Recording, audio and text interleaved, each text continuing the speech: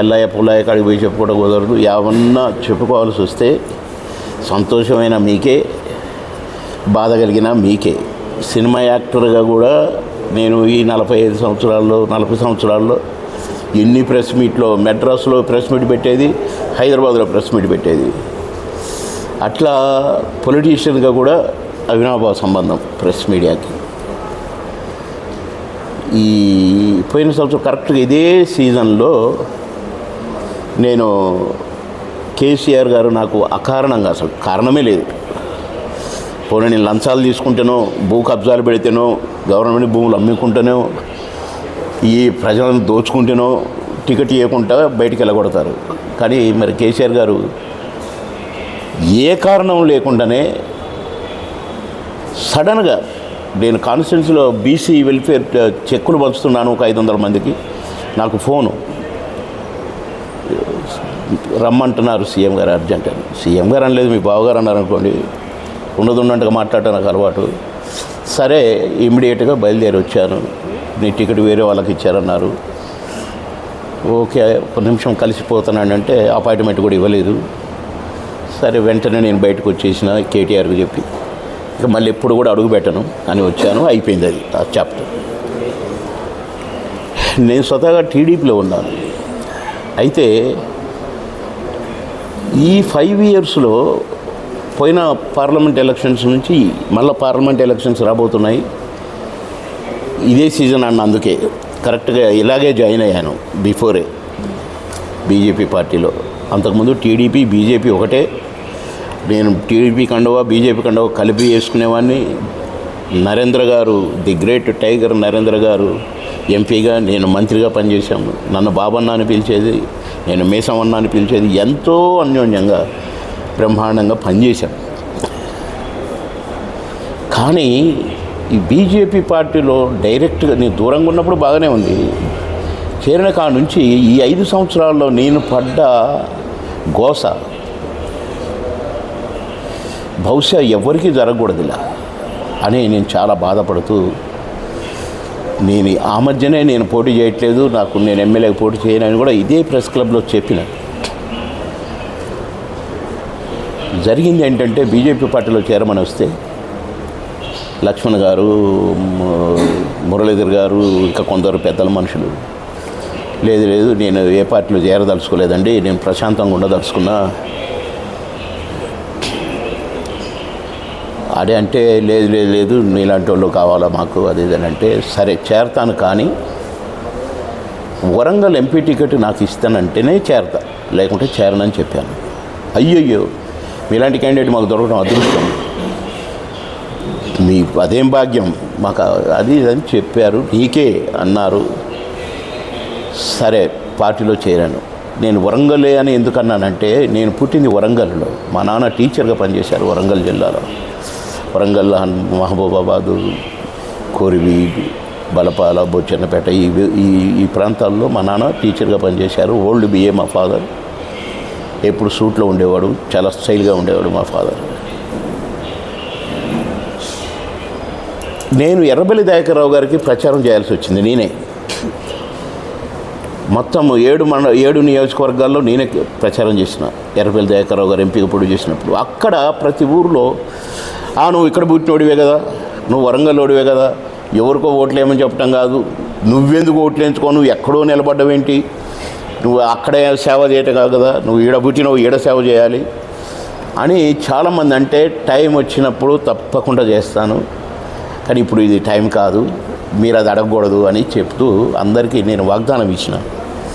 ఆ తర్వాత ఇక బాబు మన వరంగల్లో పుట్టిండు, ఎర్రబెల్లి దయాకర్రావు కాన్స్టిట్యున్సీలో పుట్టిండు అని మొత్తం చాలా వరకు బాబు మోహన్ వరంగల్లో పుట్టాడు, ఇక్కడ పుట్టి ఖమ్మంలో పెరిగాడు అనేది ప్రచారం అయిపోయింది, గోల అయిపోయింది. కానీ నేను ఇక్కడ ఇరక్కపోయినాను కనుక, నేను ఇక్కడ 3 సార్లు ఎమ్మెల్యేగా పనిచేస్తూ సేవలు అందిస్తూ మంత్రిగా 2 రాష్ట్రాలకు పనిచేస్తూ ఉన్నాను కనుక నేను ఆ కోరిన బీజేపీ పార్టీని. సరే అన్నారు అని ఢిల్లీ పంపిన లిస్టు నా పేరే లేకుండా, నీలాంటి క్యాండిడేట్ మాకు ఎక్కడ దొరుకుతారు, మా అదృష్టం అన్న మనుషులు, అంత పెద్ద మనిషి మురళీధర్ గారు, అంత పెద్ద మనిషి లక్ష్మణ్ గారు, వారికి ఇప్పుడు 3 పోస్టులు ఉన్నాయి. 3, ఒక పోస్టే దండగనుకోండి, అంత పెద్ద మనిషి ఒక రాష్ట్ర అధ్యక్షుడు నా పేరు లేకుండా పంపితే వెంటనే ఢిల్లీ ఫోన్ చేశాను. నేను చెప్పాల్సిన వాళ్ళు చెప్పినా నేను, అయ్యయ్యో నీ పేరు లేకుండా వచ్చింది, ఎవరో సాంబమూర్తి అంట అతని పేరు, అతను నల్గొండ జిల్లాకు సంబంధించిన అతని పేరు పెట్టి పంపారు, టికెట్ వచ్చింది, డిపాజిట్ రాలేదు, అయిపోయింది, డబ్బులు పంచుకున్నారు, ఓవర్. ఇక నేను వద్దు అనుకున్నా, కానీ మనసు చంపుకోలేకపోయాను. ఎందుకంటే మొదటి నుంచి బీజేపీకి కండ వేసుకొని తిరిగినవాడిని. ఇప్పుడు ఈ కష్టకాలంలో నేను ఉండాలి అని నాకు నియోజకవర్గం పని చెప్పే నియోజకవర్గం ఏ రాష్ట్రాలకు పంపితే ఆ రాష్ట్రాలు 12 రాష్ట్రాలు తిరిగాను. ఢిల్లీ ఎలక్షన్స్కి నేనే, బొంబాయికి నేనే,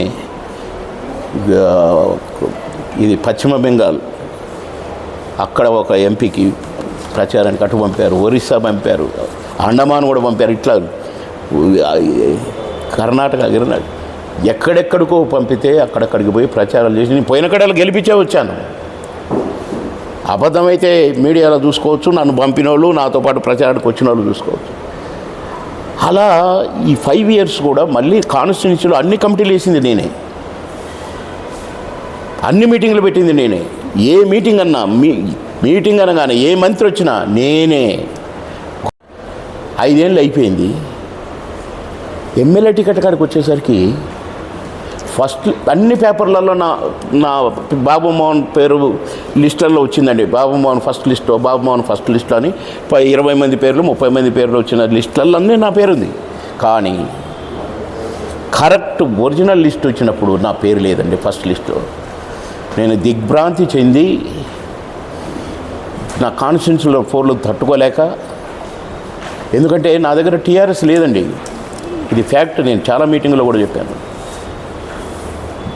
టీడీపీ పార్టీని మొత్తం కుప్ప చేసి తీసుకురా అని చెప్పిన సీఎం గారంటే, నా దగ్గర ఒక వార్డు మెంబర్, ఒక సర్పంచ్గా కూడా టీఆర్ఎస్ లేరండి అందులో కాన్స్టిట్యున్సీలో.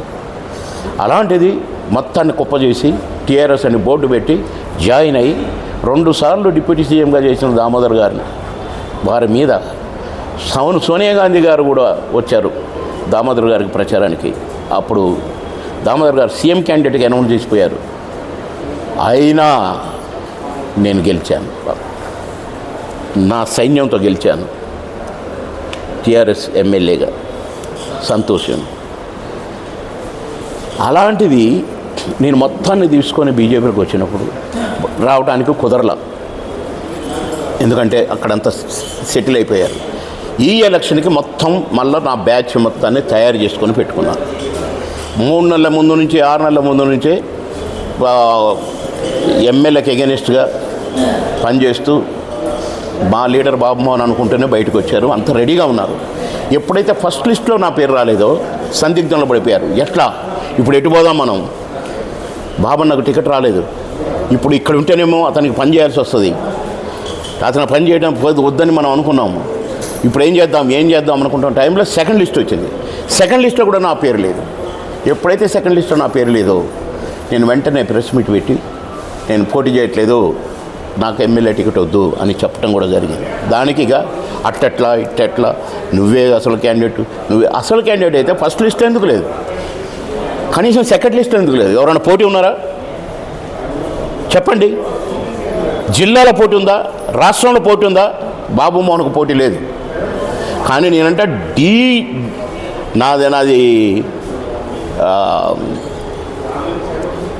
నా స్థాయి ABCD అట వాళ్ళు డిసైడ్ చేసుకుంటారు వేదవులకు. వాడికి బుద్ధి ఉండొద్దండి. బాబుమోహన్ డియా ఎక్కడ నిలబడ్డా ఇప్పటికీ మన ప్రెస్ క్లబ్ ముందే నిలబడతా 10 నిమిషాలు జామ్ అయింది. ప్రజాదరణ ఎక్కడికి పోయినా అండమాన్లో ఊగింది. ఇట్లా అండమాన్ గెలిపించొచ్చిన అక్కడ కాంగ్రెస్ ఎంపీ ఉన్నాడు, కానీ బీజేపీ అభ్యర్థిని గెలిపించి వచ్చిన. అక్కడున్న టీడీపీ 2 కౌన్సిల్ గెలిస్తే బీజేపీలో కలిపేసి వచ్చిన. ఎక్కడికి పోయినా అంతే, బొంబాయిలో అంతే, ఢిల్లీలో అంతే. ఢిల్లీలో బీజేపీ అభ్యర్థి ఆమె ప్రమోద్ మహాజన్ కూతురు పూనం మహాజన్, సంజయ్ దత్ గారి కూతురు కాంగ్రెస్ క్యాండిడేట్, బ్రహ్మాండమైన మెజార్టీతో గెలిచింది. ఆమె విజయోత్సవానికి పోతే బాబుమోహన్ ఏడి అని అడిగితే ఆమె విజయోత్సవం అలా ఆపేసి నన్ను రమ్మని పిలుచుకొని, అరే అయ్యే సాబ్ సబ్ ఆప్కా నామ్ బోల్ రహే, మీరు జీతా అని ఆమె ఎంత సంతోషపడిందో పాపం. దట్ ఈజ్ బాబు మోహన్. నేను డియా క్యాడర్లో నా స్థాయి డి అని డిసైడ్ చేస్తారు ఆ బీజేపీ పార్టీ. ఈ పెద్ద మనుషులు సర్పంచ్ను కూడా గెలిపించలేని వాళ్ళు, ఒక ఎంపీటీసీని గెలిపేయలేని వాళ్ళు, ఒక ఎమ్మెల్యేని గెలిపేయలేని వాళ్ళు, చేతగాని దద్దమ్మలు. మీరు లీడర్లు. బాబు మోహను డి. బాధ కలిగిందండి. నా కాన్స్టిట్యున్సీలో ఎవడో చేర్చుకొని 4-5 గ్రూపులు తయారు చేశారని. వీళ్ళే జిల్లా ఇన్ఛార్జ్ ఆమె ఉంది జయశ్రీ అని. ఇక ఆమెకి ఇదే పని. బాబు మోహన్కి ఎగెనిస్ట్ ఎంతమందిని తయారు చేయగలుగుతాడు. ఆమెకు అసలు పుట్టటమే అందుకనే పుట్టిందో ఏమో. ఇక ఇంకొక ఆయన ఉన్నాడు ఇన్ఛార్జ్ అని, ఇంకొక ఆయన. వీళ్ళందరినీ కూడా హెడ్ ఆఫీసులో ఉన్న వాళ్ళు ఎంకరేజ్ చేయటం అండి. ఆ 4 గ్రూపులు కూడా నాకు ఎగెనిస్ట్గా, ఒక 2 గ్రూపులేమో కాంగ్రెస్కు పనిచేసినాయి, ఒక 2 గ్రూపులేమో టీఆర్ఎస్కు పనిచేసినాయండి. ఎలక్షన్ అయిన తెల్లారి నుంచి వాళ్ళని పిలుచుకొని హెడ్ ఆఫీస్కి, ఇక మీరే మొత్తం, ఇక బాబు మోహన్ పక్కన పెడతాడు. నన్ను పక్కన పెడితే నా కాంతి ఆగుద్దా, నా శక్తి ఆగుద్దా? ఆపుతారా మీరు? బాధతో ఉన్నానండి నేను. ఈ 5 సంవత్సరాల్లో ఒక పక్క మా బాబుకు టికెట్ ఇస్తున్నారట, అది కూడా కొంచెం సూచాయగా తెలిసి నేను అడిగితే నాకేం చెప్పలేదు మా బాబు. పోనీ పార్టీకి తెలిసింది, పార్టీ ఇవ్వాలనుకుంది, నాకు చెప్పొచ్చు. నేనే ప్రచారం చేసేవాడిని, నేనే పోయి ఇవ్వండి అని అనేవాడిని. ఇస్తానని ఆశ పెట్టి ఫస్ట్ లిస్ట్లో నా పేరు రాకుండా, సెకండ్ లిస్ట్లో నా పేరు రాకుండా వాడికి ఇవ్వాలంటే మరి ఎందుకు ఇవ్వలేకపోయారు ఏంటో. ఏదైనా ఉంటే నాతో మాట్లాడవచ్చు కదా. ఏం మాట్లాడకుండా ఉంటే వాడు అలిగి టీఆర్ఎస్లోకి వెళ్ళిపోయాయి. ఇటు నన్ను 3వసారి టికెట్ ఇచ్చి పో నా మనిషిని వేయాల్సిందంటే తీరా అడిగిపోయేసరికి ఇక 2 లిస్టుల్లో నీ పేరు రాలేదన్నగా మేమందరం కాంగ్రెస్లో చేరినవినేమో నా క్యాడర్ ఎంట్రీ. ఏం చేయాలరా, క్యాడర్ లేకుంటే అయిపోయిందే, నేను ఇప్పుడు ఎట్లా అని కింద మీద ఆడుతూ ఫోన్లు చేస్తే కిషన్ రెడ్డి ఎత్తాడు, ఇంకొక ఆయన ఎత్తాడు, నన్ను ఎర్రటెండలు తిరిగి గెలిపించిండు అనే బండి సంజయ్ ఎత్తాడు. ఎత్తలేదండి. డి క్యాడర్ కాబట్టి నాకు ఖర్చులో కూడా డబ్బులు ఇవ్వరట, నాకు అక్కర్లేదు, నేను అడగలేదు కూడా. కానీ ఫోన్ కాల్ ఎత్తితే బాబు మోహన్ డబ్బులు అడుగుతాడా, ఇంకేమైనా అడుగుతాడా, మొత్తానికి ఫోన్లు ఎత్తకుంటుంటే ఏం చేస్తా. ప్రతి గ్రామం తిరిగాను. నేను చేసినట్టుగా ప్రచారం ఏ పార్టీ చేయలేదు. 100-200 సైకిల్ మోటార్లు పెట్టుకొని గ్రామం తిరిగాను. లాస్ట్ డేన 1000 బైకులతోటి ర్యాలీ తీసి బ్రహ్మాండంగా ప్రతి గ్రామం. కాకపోతే ఒక్క గ్రామం వదలకుండా తిరిగానండి పట్టుదలగా. ఇక నేను అంతకంటే మించి నేనేం ప్రచారం చేసుకోలేకపోయాను, ఎందుకంటే సైలెంట్ అయిపోవాల్సి వచ్చింది నా పొజిషన్.